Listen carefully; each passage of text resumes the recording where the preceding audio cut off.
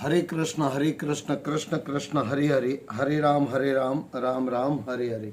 गरुड़ पुराण अध्याय 6वां। गरुड़ जी ने पूछा, हे केशव, नरक से आया हुआ जीव माता के गर्भ में कैसे आता है एवं गर्भ आदि दुख कैसे भोगता है? भगवान विष्णु बोले, हे गरुड़, स्त्री पुरुष के मिलन पर स्त्री का रज और पुरुष का वीर्य दोनों गर्भाशय में मिलने पर प्राणी का जन्म होता है। ऋतु स्नान के समय पहले 3 दिन स्त्री अपवित्र रहती है। पहले दिन वह चंडालन, दूसरे दिन ब्रह्मगातिन और तीसरे दिन धोबिन के समान होती है।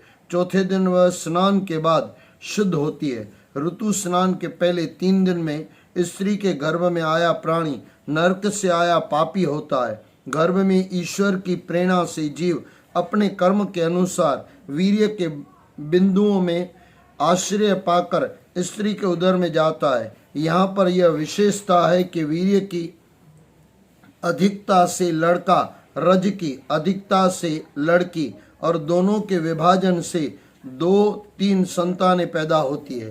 पहली रात्रि में यह सफेद लाल झाग सा होता है, पंच रात्रि में बुलबुला सा होता है, 10 रात्रि में वह बेर की मानंद हो जाता है। इसके बाद वह अंडाकार हो जाता है। पहले महीने में सिर, दूसरे महीने में भुजा आदि अंगों का निर्माण होता है। तीसरे महीने में नाखून, बाल, हड्डी, खाल, लिंग आदि का निर्माण होता है। चौथे महीने मांस, रुद्र, मेधा, मजा धातुओं का निर्माण होता है। 5वें महीने भूख प्यास लगती है। 6ठे महीने में झिल्ली होती है जिसे जरायु कहते हैं। झिल्ली में लिपटा हुआ जीव दाहिनी कोख में भ्रमण करता है। इस समय जरायु रस, धातु, रक्त आदि माता के खाए हुए अन्न जल से बढ़ता है। जरायु से दुर्गंध आती है।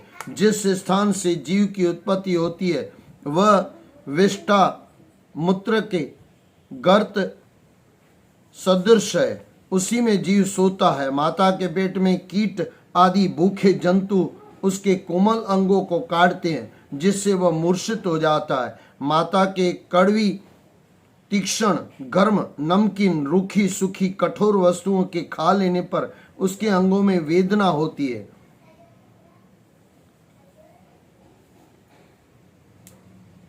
जरायु से कसा हुआ आंतों द्वारा आवृत रहता है। वह नीचे सिर और ऊपर की ओर पांव किए टूटी पीठ वाला सिर को दोनों भुजाओं से मिला गोलाकार पिंजरे में कैद हुए पक्षी की भांति दुखी रहता है। पुण्य हुआ तो जीव को ईश्वर की स्मृति आती है। जीव सप्त धातुओं से बंधा पशुओं की भांति भयभीत हो हाथ जोड़कर ऋषियों की भांति दीनवाणी द्वारा ईश्वर की स्तुति करता है। 7वें मास में जीव को गर्भ में ज्ञान होता है तथा दुखों को देखकर कांप उठता है। वह गर्भ में इधर उधर फिरता है। जीव कहता है, हे लक्ष्मीपति विष्णु, जगत के आधार, पापों का नाश करने वाले, मैं आपकी शरण में आया हूँ। हे नाथ, आपकी माया से मोहित मैं अपने शरीर, पुत्र, पौत्र आदि में ममता करके अभिमान करता रहता था, जिसके कारण जन्म मरण के बंधन में पड़ा रहता हूँ। मैं अभिमानवश अपने कुटुंब पालन में शुभ अशुभ कर्म किए हैं। मैंने अभिमानवश अपने कुटुंब पालन में शुभ अशुभ कर्म किए हैं, उनका मैं अकेला फल भोग रहा हूँ। यदि मैं इस योनि से एक बार मुक्त हो जाऊं तो आपके चरण बिंदु का स्मरण करूंगा। मैं मलमूत्र के अंधकूप में पड़ा दुख भोग रहा हूँ। मैं यहाँ से निकलना चाहता हूँ। हे प्रभु, मेरी सहायता करो। मैं आपकी शरण में हूँ। अब दया करो जिससे मैं जन्म मरण के चक्र से मुक्ति पा सकूं। हे प्रभु, आपकी कृपा से मुझे यह ज्ञान भी हो रहा है कि इससे बाहर निकलने पर मैं संसार की मोह माया में पड़कर पाप कर्मों में लिप्त हो जाऊंगा। इसलिए मैं गर्भ से निकलना नहीं चाहता। यहाँ गर्भ में मुझे कष्ट उठाना पड़ रहा है, परंतु आपके चरणों के आश्रय से अपना उद्धार करूंगा। हे गरुड़, इस प्रकार 9 माह तक जीव ईश्वर की स्तुति करता है तथा 10वें माह में वह अधोमुख जीव को प्रसूत पवन बाहर निकाल देता है, परंतु बाहर आते ही उसका पूर्वोक्त ज्ञान विस्मृत हो जाता है। ज्ञान के न रहने पर विपरीत गति को प्राप्त कर बहुत रोता है। ज्ञान के न रहने पर गर्भ, रोग, शमशान और प्राण के सुनने पर जैसी बुद्धि होती है, यदि वह बनी रहे तो संसार रूपी बंधन से हर प्राणी छूट जाए। ज्ञान के न रहने पर गर्भ, रोग, शमशान और प्राण के सुनने पर जैसी बुद्धि होती है, यदि वह बनी रहे, हमेशा बनी रहे, तो संसार रूपी बंधन से हर प्राणी छूट जाए। कर्म भोगने के बाद जब जीव बाहर आता है, तब विष्णु भगवान की माया उसको मोहित करती है। तब माया में लिप्त और परवश हो कुछ नहीं बोलता। शिशु काल में होने वाले दुख पर पराधीन होकर भोगता है। दुख एवं भूख से बालक रोने लगता है। रोना सुनकर माता पिता औषधि या दूध देते हैं। इस प्रकार उसका पालन पोषण होता है। खटमल, जूं गीले बिस्तर पर सोने से वह दुखी होता है। इस प्रकार ज्ञान रहित, असमर्थ और रोते हुए बालक को खटमल, मच्छर आदि काटकर दुख देते हैं। 5 वर्ष तक की बचपन की अवस्था समाप्त कर वह पौगंड अवस्था में आता है। इस अवस्था में वह विद्या अध्ययन करता है और गुरु की प्रताड़ना सहता है। इसके बाद आसुरी संपत्ति प्राप्त कराने वाली यौवन अवस्था में आता है। यौवन अवस्था में नीच संग पाकर वह दुष्ट कर्म करता है। जब वह माया रूपी स्त्री को देखता है तो उसे ज्ञान नहीं रहता, वह उसके मोह माया में पड़ जाता है। वह 5 इंद्रियों, कर्ण, जीभ, त्वचा, आंख, नाक के वशीभूत होकर 5 विषयों को भोगने लगता है। शरीर के साथ इच्छाएं पूरी न होने पर उसका अहंकार और क्रोध भी बढ़ता जाता है। इस प्रकार दुर्लभ योनि पाकर भी उसे वह विषय वासना में नष्ट कर देता है। सैकड़ों योनियों में मनुष्य योनि दुर्लभ है और इसमें ब्राह्मण होना अत्यंत कठिन है। भक्तिहीन हाथ में आए हुए अमृत को वह गिरा देता है। भक्तिहीन हाथ में आए हुए अमृत को वह गिरा देता है। धीरे धीरे वह वृद्धावस्था को प्राप्त होता है, रोगों से गिर जाता है और दुख भोगता हुआ धीरे धीरे मृत्यु को प्राप्त होकर नरक को जाता है। श्री विष्णु भगवान बोले, हे गरुड़, इस प्रकार आवागमन के चक्र में कर्म पाशों में बंधे हुए पापी को मेरी माया से मोहित होकर विषयों से कभी वैराग्य नहीं होता। हे गरुड़, मैंने तुम्हें अंत्येष्टि आदि अंत काल के संस्कारों से रहित पापियों की गति सुनाई है। अब और क्या जानना चाहते हो? यहाँ 6ठा अध्याय समाप्त हुआ।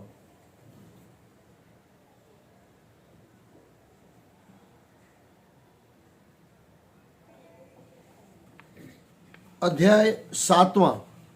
सूत जी ने कहा, इस प्रकार नरक का वर्णन सुनकर गरुड़ जी कांपने लगे और भगवान केशव से बोले, मनुष्य के प्रमाद में अथवा जाने अनजाने पाप करने पर कोई ऐसा उपाय बताइए जिससे उसको भय की यातना न सहनी पड़े। जिसकी बुद्धि पाप करने के कारण नष्ट हो चुकी है, इंद्रियों के वशीभूत होकर आत्मा विषय वासनाओं में लिप्त है, ऐसे संसार रूपी समुद्र में डूबते हुए व्यक्तियों के उद्धार के लिए हे स्वामी, पुराण आदि शास्त्रों से निश्चित कोई उपाय बताइए जिससे वे सद्गति प्राप्त कर सके।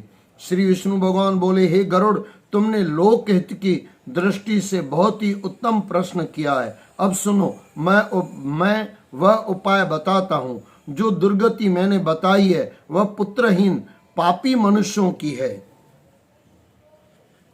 पुत्रवान धर्मात्मा पुरुष कभी इन दुर्गतियों में नहीं पड़ते। यदि कर्मानुसार घर में पुत्र न हो तो पहले वह किसी न किसी उपाय से पुत्र प्राप्ति का उपाय करे। वे घर में हरिवंश पुराण का पाठ करे या करवाएं, शतचंडी का पाठ एवं शिव शंकर की आराधना करे।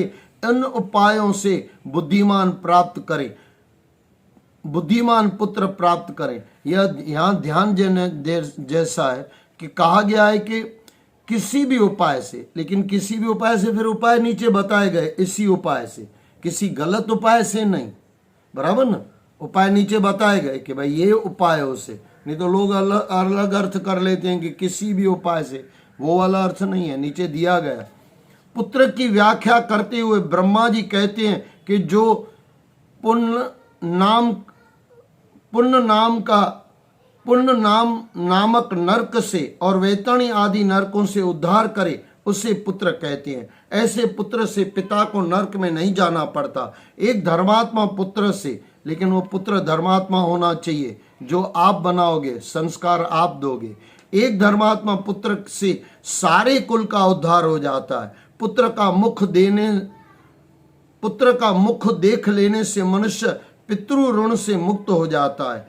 पौत्र का स्पर्श करने से देव, पितृ एवं मनुष्य इन तीनों ऋणों से मुक्त हो जाता है। इस प्रकार मनुष्य सीधा स्वर्ग जाता है। वेदोक्त विधि से विवाह से उत्पन्न पिता की संतान पिता को सीधे स्वर्ग भेजती है, परंतु रखेल स्त्री से प्राप्त पुत्र से पिता को नरक में जगह मिलती है। पुत्रों के द्वारा किए गए श्राद्ध से पितृ सीधे स्वर्ग में जाते हैं। इनमें कोई संशय करने की बात नहीं है। यदि स्वर्ण स्त्री से उत्पन्न कोई भी पिंड आदि देता है तो उसका भी उद्धार हो जाता है। गरुड़ यहाँ मैं तुमको एक आख्यान सुनाता हूं जिसमें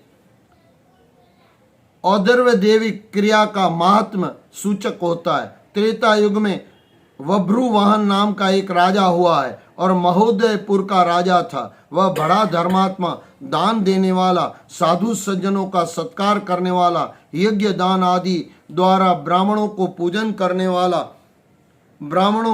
पूजने वाला, प्रजा को पुत्रवत समझने वाला, क्षत्रिय धर्मपरायण, गुणी, निपुण एवं परम नीतिज्ञ था। एक बार वह अपनी सेना लेकर शिकार हेतु वन में गया। वह वन नाना प्रकार के मुर्गों से भरपूर था। वहाँ नाना प्रकार के पक्षी कलरव कर रहे थे। वहाँ राजा ने एक मुर्ग को देखा और उसका शिकार करने के हेतु एक बाण छोड़ा।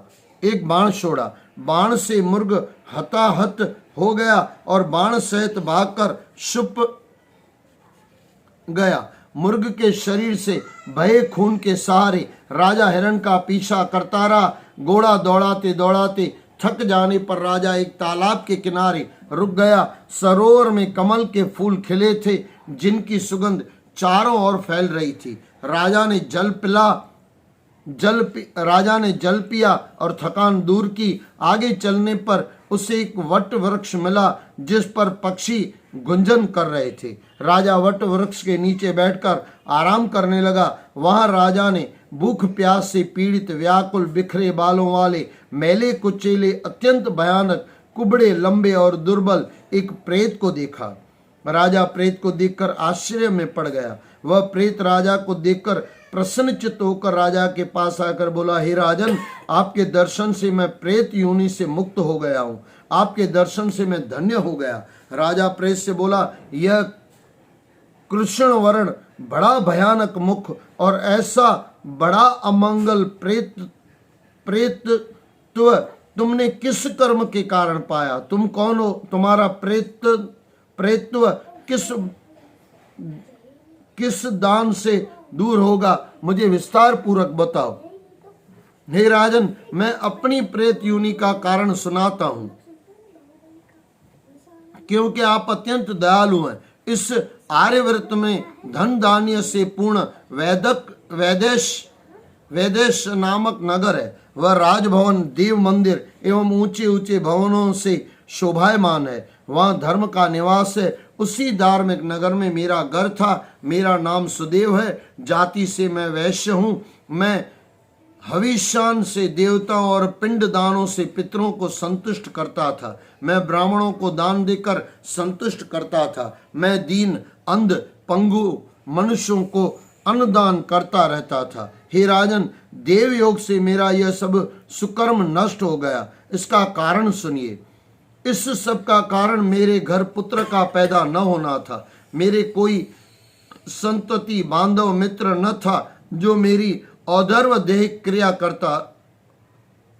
करता। हे महाराज, षोडश मासिक श्राद्ध जिसका नहीं होता है उसका प्रेत तत्व सैकड़ों श्राद्ध करने पर भी नहीं जाता है। हे राजन, आप औदर्व देख क्रिया करके मेरा उद्धार करो, क्योंकि राजा सब वर्णों का बंधु कहा जाता है। हे राजन, आप ऐसा उपाय करें जिससे मेरी प्रेत योनि छूट जाए और मुझे सद्गति प्राप्त हो। इसके बदले में मैं आपको मणि रत्न दूंगा।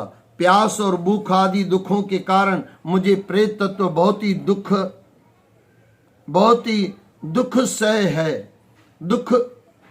दुखी करता है। प्रेत तत्व बहुत ही मुझे दुखी करता है। इस वन में शीतल जल और स्वादिष्ट फल होने के बाद भी मैं इसका उपभोग नहीं कर सकता। हे राजन, यदि मेरी औदिक देहिक क्रिया नारायण विधि से हो जाए तो और आगे की सब विधियां भी वेद मंत्रों से कराएं तो मेरा प्रेत तत्व नष्ट हो जाता है, इसमें संदेह नहीं है। मैंने सुना है कि वेद मंत्र जाप, दान तथा सब जीवों पर दया करना, उत्तम शास्त्र को सुनना, सज्जनों की संगति, विष्णु भगवान की पूजा करने से प्रेत योनि का नाश हो जाता है। अब मैं आपको नारायण बलि विष्णु पूजा का विधान बताता हूं, ध्यान पूर्वक सुने। न्याय से एकत्र किए हुए 32 मासे स्वर्ण से नारायण की प्रतिमा का निर्माण कराएं। उस प्रतिमा को 2 पीले वस्त्रों से पहनना, उड़ाकर आभूषणों से सजाकर, सप्त तीर्थों के जल से स्नान कराकर सिंहासन पर स्थापित करके नारायण स्तोत्र से अभिषेक करें। प्रतिमा के पूर्व भाग में श्रीधर, दक्षिण में मधुसूदन, पश्चिम में वासुदेव, उत्तर में गदाधर भगवान और मध्य में ब्रह्मा तथा महेश्वर को स्थापित कर गंध, पुष्प आदि से विधि पूर्वक अलग अलग पूजन करें। फिर प्रदक्षिणा करके हवन से देवताओं को तृप्त करें। घी, दूध, दही से विश्व देव को तृप्त करें। इसके बाद यजमान स्नान कर नारायण भगवान के आगे औदर्व देह क्रिया आरंभ करें। काम, क्रोध, लोभ को त्याग कर विधि पूर्वक श्राद्ध को पूर्ण करें। इसी प्रकार वर्षों सर्ग कर्म करें। इसके बाद ब्राह्मणों को 13 पद दान करें और शया दान देकर प्रेत के लिए घट का दान करें। राजा ने पूछा, हे प्रेत, घट दान करने की विधि क्या है? प्रेत ने घट दान करने की विधि इस प्रकार बताई। शुद्ध सोने का बना घड़ा दूध एवं घी से पूर्ण कर जल पर वरुण, यम, इंद्र और कुबेर आदि लोकपालों का आह्वान कर ब्राह्मणों को दान कर देना चाहिए। इस घट के दान के बाद और किसी दान की आवश्यकता नहीं है। ये बड़े बड़े ब्रह्म आदि पापों को नाश करने वाला दान है। प्रेत तत्व की निवृत्ति के लिए श्रद्धा पूर्वक यह घट दान अवश्य करना चाहिए। प्रेत ने राजा को महामणि दी और अंतर्ध्यान हो गया। प्रेत के अंतर्ध्यान होने के साथ ही राजा की सेना भी वहां पहुंची। राजा अपनी सेना के साथ नगर को चल दिया। घर पहुंचकर प्रेत के कहे अनुसार राजा ने प्रेत के लिए औदर्व देह क्रिया नारायण विधि से पूरी कराई, जिससे प्रेत की योनि से शूट वह स्वर्ग लोक को चला गया। जो कोई इस पुण्य इतिहास को कहेगा और सुनेगा वह प्रेत योनि से बच जाएगा। यहाँ अध्याय 7वां समाप्त हुआ।